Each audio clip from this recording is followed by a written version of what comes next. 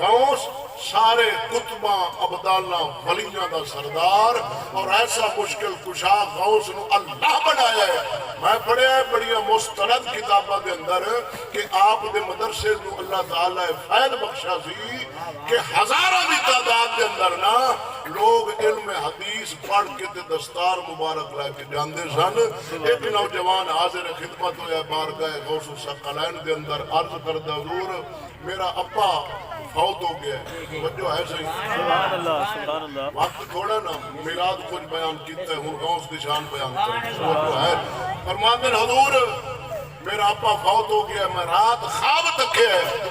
خواب میں اپنے ابا کی حالت رکھی انتہائی پریشان نے حضور.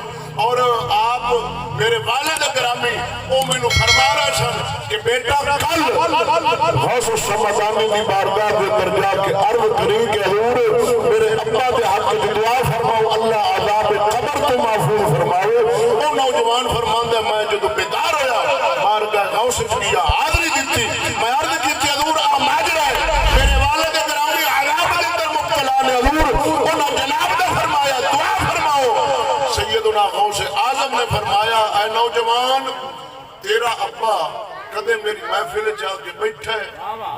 حضور مینوں علم نہیں اس متعلق. آپ نے فرمایا چلو یہ دس تیرا والد میرے مدرسے دے سامنے کدے گزرا ہے. وہ نوجوان عرض کردہ حضور میں گواہ ہاں آپ دے مدرسے دے سامنے میرا والد ایک باری گزرا سی. میرے غوث نے فرمایا جا ٹر جا صرف مدرسے دے تو گزرا ہے. نوجوان ٹر گیا.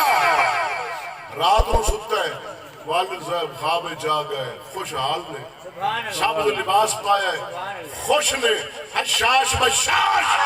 اور پتر نے فرمایا میرے طرف ہو جا کے میرے غوث نو نا سلام پیش کری اور انہوں دا شکریہ ادا کری. پتر آیا اگلے دن بارگاہ غوث الثقلین کے اندر حضور میرے والد دے قبر دا عذاب اللہ ہٹا دیتا ہے. آج میں تکیا ہے میرا والد خوش سی اور جناب کی بارگاہ کے اندر شکریہ عرض کیتا ہے. میرے غوث نے فرمایا میں رب دی بارگاہ دعا کیتی سی قیامت تک جتنے میرے مرید ہون گے نا اللہ تعالیٰ انہوں نے قبر دا عذاب نہیں دے گا. سبحان اللہ. اور میرا غوث فرماندہ ہے روئے زمین مشرق مغرب شمالا جنوبا پوری روئے زمین تے جتھے بھی میرا مرید ہوئے نا اور ان دا سطر یعنی او دی کوئی عزت نو حق پاوے میرا غوث فرماندہ میں ان دی آکے مدد کرانگا. میں مرید دے سر تے رہنا اے شان میرے غوث دی ہے.